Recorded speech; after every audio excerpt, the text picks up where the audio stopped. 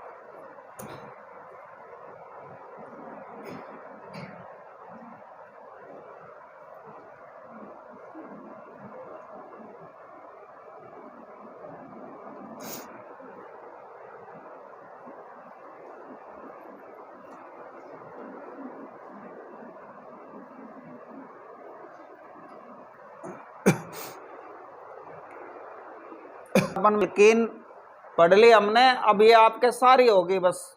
वैसे तो 6 कार्बन तक की होती है 10वीं के लेवल में, लेकिन अब 10 कार्बन तक की भी आ जाए तो ये 12वीं तक का भी लेवल आपके कंप्लीट हो गया इस टॉपिक में, यानी कि सारे कंपटीशन कवर हो गए। पहले बोर्ड से उतार लिया करो फिर नाम लिखना शुरू किया करो, क्योंकि अब आगे लिखिए एल्काइन। अगला एल्काइन,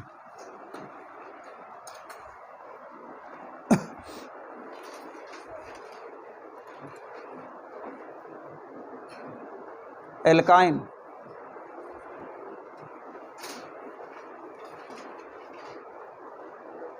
लिखो। एल्काइन में कार्बन श्रृंखला में, एल्काइन में कार्बन श्रृंखला में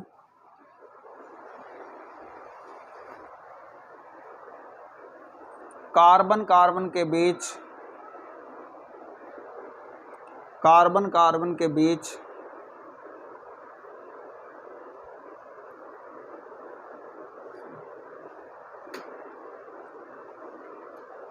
एक त्रिबंध होता है, एक त्रिबंध यानी कि ट्रिपल बॉन्ड,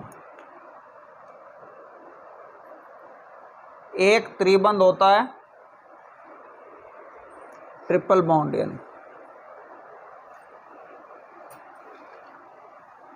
एल्काइन का सामान्य सूत्र CnH2n-2 होता है, CnH2n-2 होता है।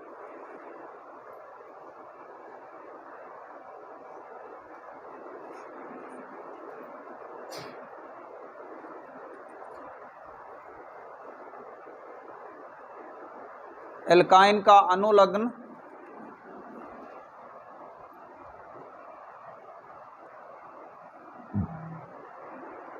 आयन होता है, एल्काइन का अनुलग्न आयन होता है।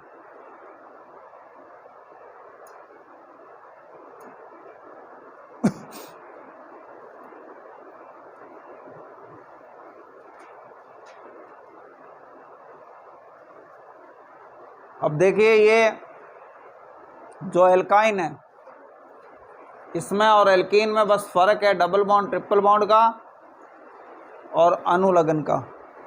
उसमें डबल बॉन्ड होगा, इसमें ट्रिपल बॉन्ड होगा, उसमें ईन होता है, इसमें आयन होता है। यानी कि कोई आपको अलग से कुछ भी याद करने की ज़रूरत नहीं है, समझ गए ना? अलग से कुछ याद करने की ज़रूरत नहीं है, बस जो है जो याद करना है वो यही याद करना है। नियम दोनों में एक ही है। अब देखिए आप,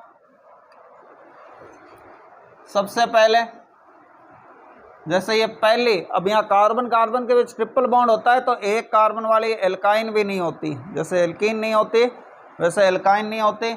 या तो ये ऐसे दिया जाएगा, अब यहाँ ट्रिपल बॉन्ड नहीं नज़र आ रहा तो ये जो जनरल फार्मूला है, जनरल फार्मूला क्या कहता है कि CnH2n-2 यानी जितने कार्बन हैं उसके दुगने से 2 कम क्या है, हाइड्रोजन। तो यहाँ कार्बन है 2, 2 का डबल हो गया 4, उस 4 में से 2 घटा देंगे 2, तो ये एल्काइन है, ये हमने ऐसे पहचान लिया। और अगर इसको ऐसे दे दिया तो कोई दिक्कत ही नहीं है, ट्रिपल बॉन्ड हमें दिख जाएगा, ये कोई बड़ी बात नहीं है ऐसे जो दी। अब इसमें 2 कार्बन के लिए एथ और आइन लग गया तो क्या हो गया, एथाइन, तो ये एथाइन हो गया। उसी तरह से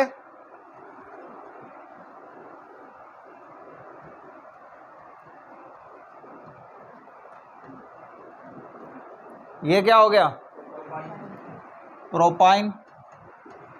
तो 3 तक तो नंबर की जरूरत नहीं है, और अगर आप दें तो भी कोई अर्ज नहीं है, वो आपके सामने ऑप्शन होंगे, समझ में आ गई ना बात?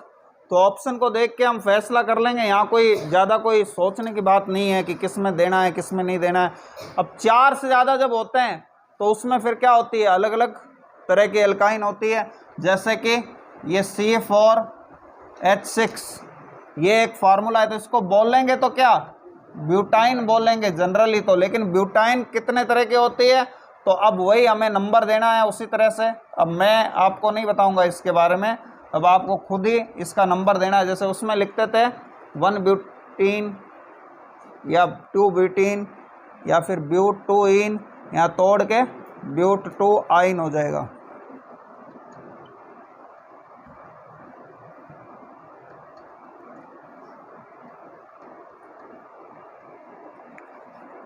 एक बार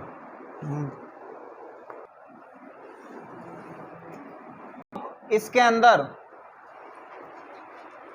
ऐसे ही ये चीजें जो है आगे होते जाएगी।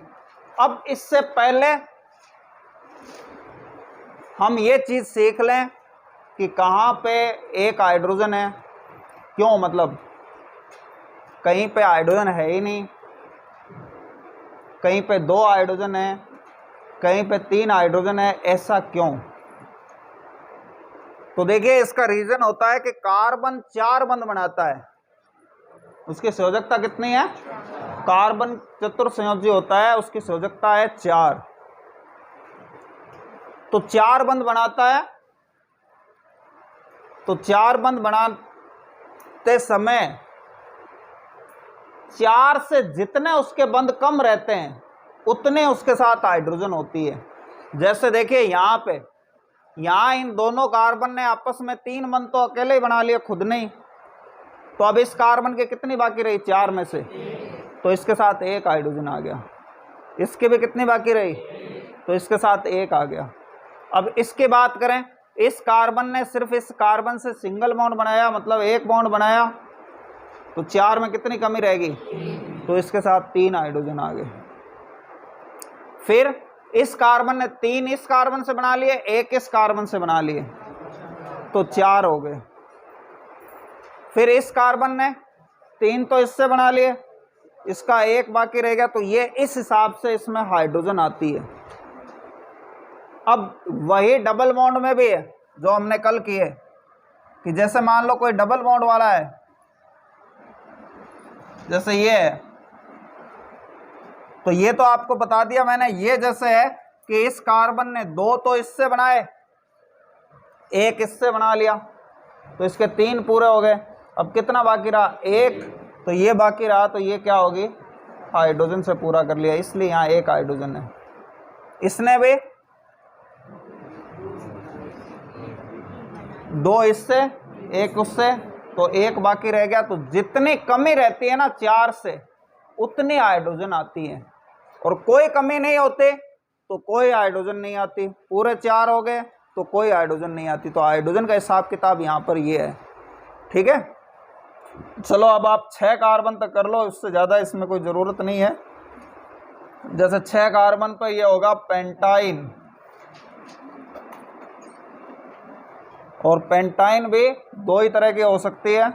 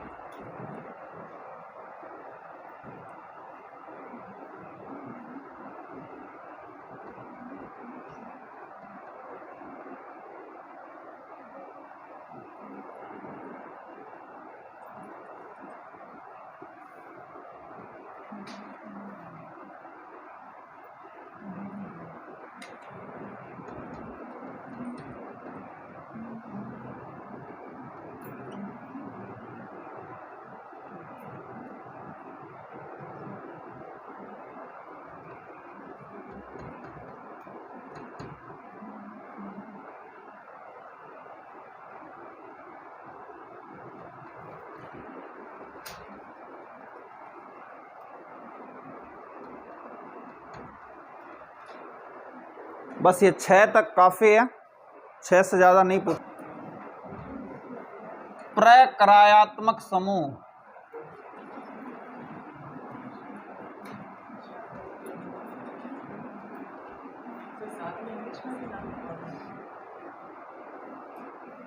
इसको हिंदी में एक दूसरा नाम भी होता है क्रियात्मक समूह।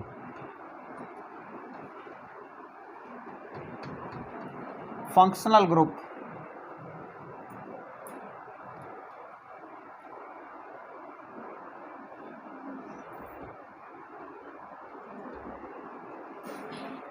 फंक्शनल ग्रुप,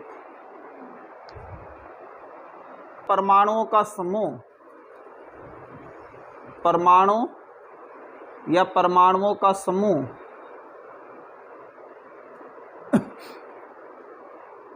जो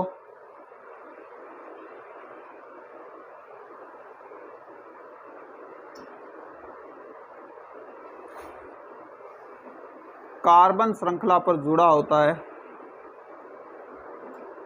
कार्बन श्रृंखला पर जुड़ा होता है।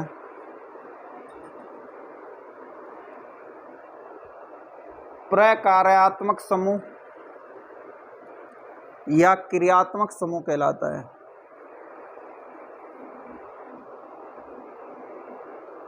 प्रक्रियात्मक समूह या क्रियात्मक समूह कहलाता है।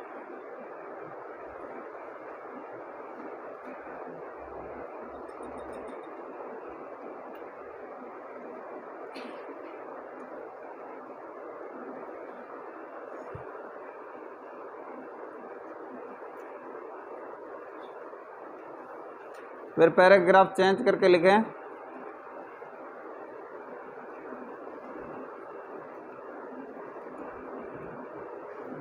जब कार्बन श्रृंखला पर प्रक्रियात्मक समूह जुड़ा होता है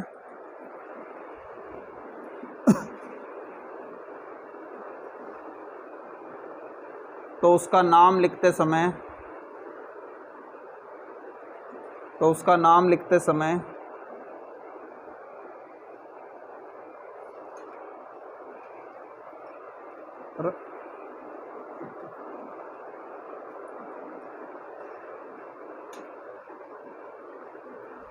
पहले जनक श्रृंखला का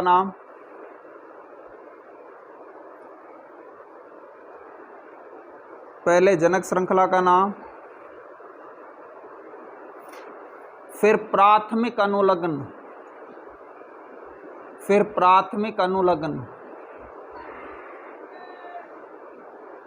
और ये प्राथमिक अनुलग्न क्या होते हैं? ये 3 होते हैं जो हम पढ़ चुके हैं, एन, इन या आइन। ब्रैकेट में लिख लें आप, एन, इन या आइन।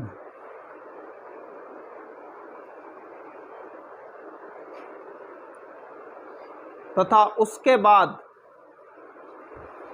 प्रक्रियात्मक समूह का द्वितीयक अनुलग्न,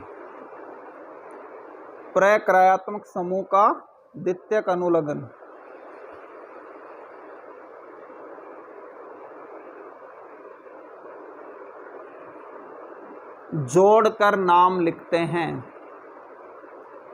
प्रक्रियात्मक समूह का द्वितीयक अनुलग्न जोड़कर नाम लिखते हैं।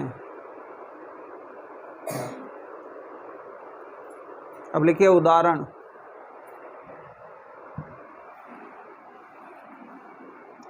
सबसे पहला जो क्रियात्मक समूह है उसका नाम लिखिए आप कार्बोक्सिलिक अम्ल।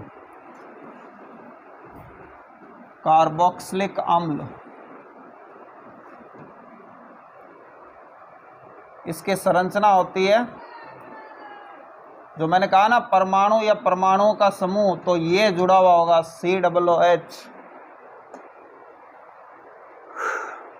ये COOH को बोलते हैं कार्बोक्सिलिक अम्ल।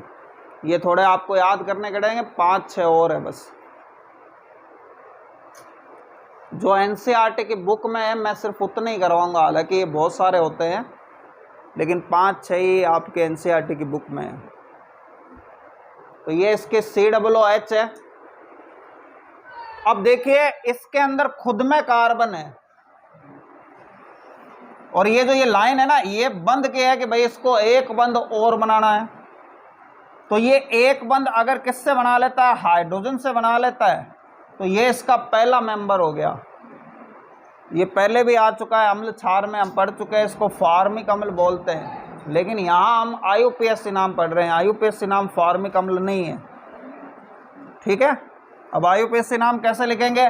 जैसे मैंने आपको बताया कि एक कार्बन को क्या बोलते हैं, और एक कार्बन होता है तो हमेशा सिंगल बॉन्ड ही माना जाएगा, डबल बॉन्ड या ट्रिपल बॉन्ड नहीं होता। तो एन, अच्छा इसका आप अनुलग्न भी लिख लें। इसका जो अनुलग्न होता है ये इसके पहले लिख लेना, संरचना के बाद अनुलग्न, ये आपको याद करना पड़ेगा थोड़ा। ये होता है ओइक अम्ल। इसका अनुलग्न क्या है? ओइक अम्ल। तो अब हम इसके अंदर 2 अनुलग्न जोड़ेंगे, लिख लेना आप लोग बाद में, अभी अथवा लिखना जरूर थोड़ी है। इसके अंदर 2 अनुलग्न जोड़ेंगे, एक तो जोड़ दिया एन, और एक क्या जोड़ेंगे? ओइक अम्ल। तो ये क्या हो गया? इसका नाम ओइक अम्ल जोड़ा तो मेथेनोइक अम्ल।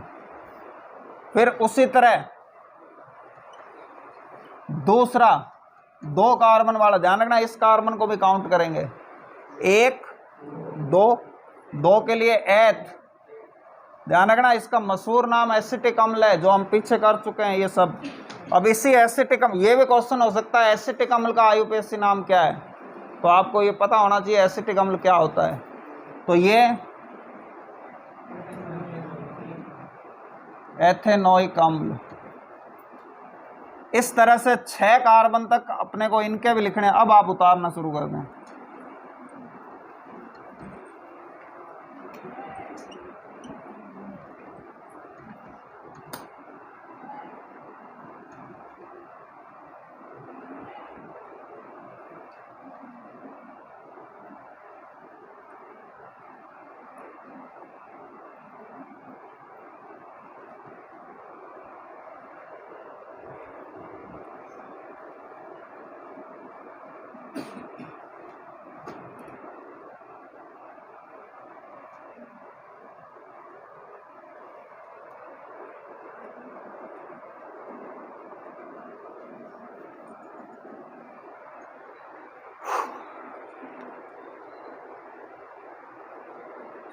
ये आपको ऐड समूह,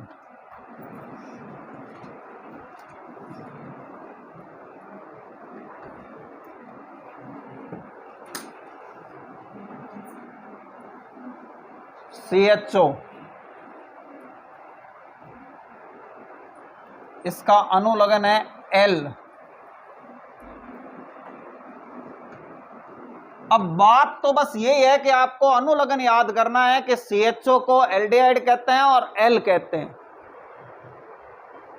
ये CHO है, इसका अनुलग्न है L, बस ये याद करना है, बाकी कोई सूत्र नहीं याद करना आपको। COOH है, इसका अनुलग्न है ओइक अम्ल, आपको ये याद रखना है, आपको कोई सूत्र याद नहीं करना है, ध्यान रखना है यहां पे।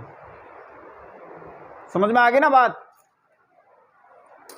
अब नाम तो वैसा का वैसा, अब इसका भी पहला मेंबर है, देखिए ये बंद, इसका मतलब ये एक बंद इसको और बनाना था, यहाँ हाइड्रोजन जोड़ के वो बंद पूरा कर दिया।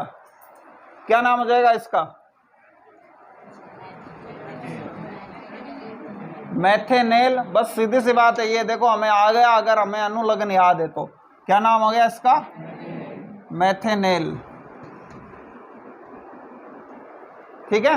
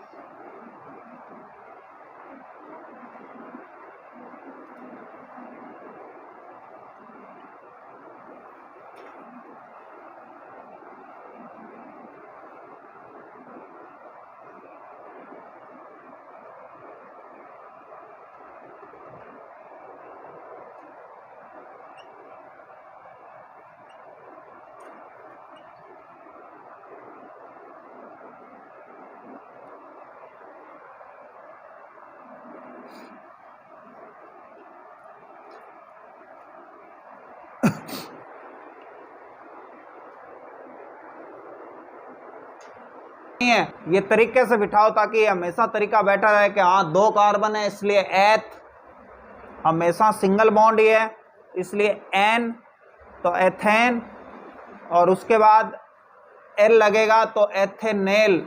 आप समझेंगे तो अपने दिमाग को इस तरीके से आप तैयार करें।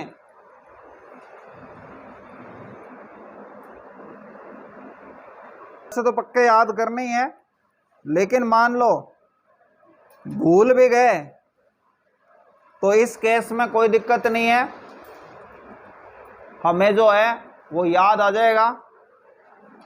कैसे याद आ जाएगा कि ऑप्शन दिए हुए होंगे तो उससे कुछ आइडिया हो जाएगा, हालांकि कंफ्यूजन भी नहीं होना चाहिए इसमें। अब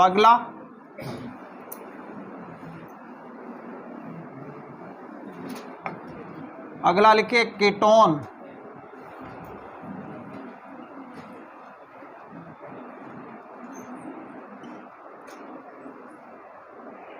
इसका संरचना ये अनुलग्न है इसका ओन।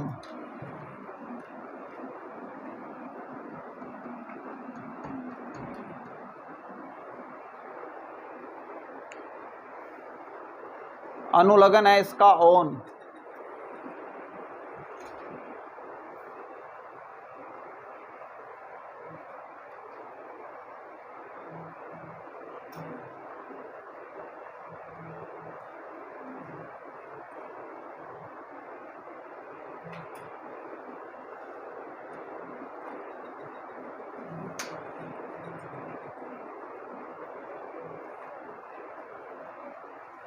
कीटोन में एक बात है कि इसमें देखिए दो बंध खाली है, यानी कार्बन के दो तरफ से जुड़ेंगे, और यहाँ इसके लिए ये होता है कि इसके दोनों तरफ कार्बन ही जुड़ने चाहिए जब ये कीटोन होगा।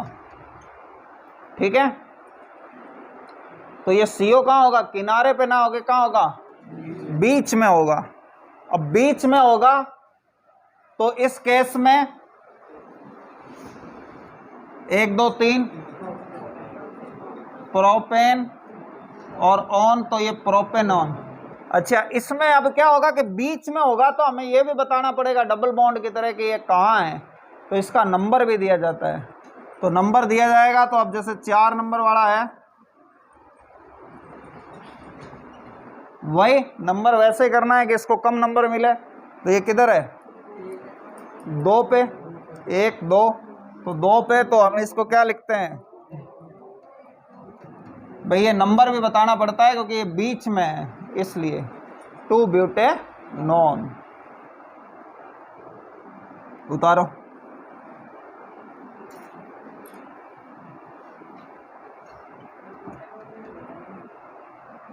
हाँ, प्रोपेनॉन में 2 लिखने की जरूरत नहीं है क्योंकि 3 है तो वो 2 नंबर पे ही होगा, ये फिक्स है। और लिखना चाहो तो आप लिख लें, मैंने कहा ना आपके सामने ऑप्शन होगा, उससे आप फैसला कर लेंगे भाई क्या करना है।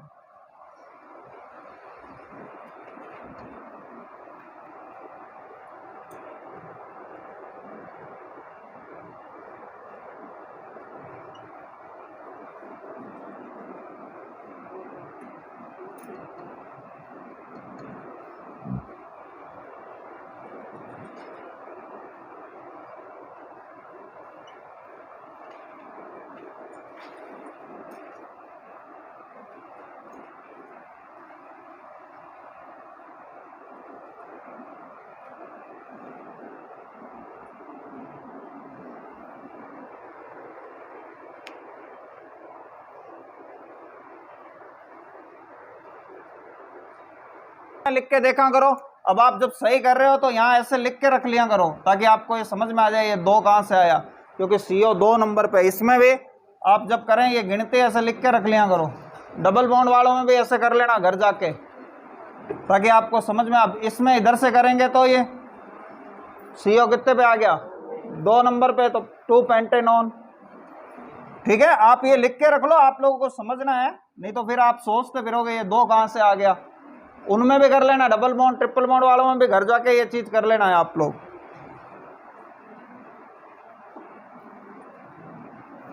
ये गिनती है, ये गिनती लिख सकते हो आप, इससे आपको पता चलेगा भी हाँ ये 2 क्यों आया है, क्योंकि CO 2 नंबर पर है।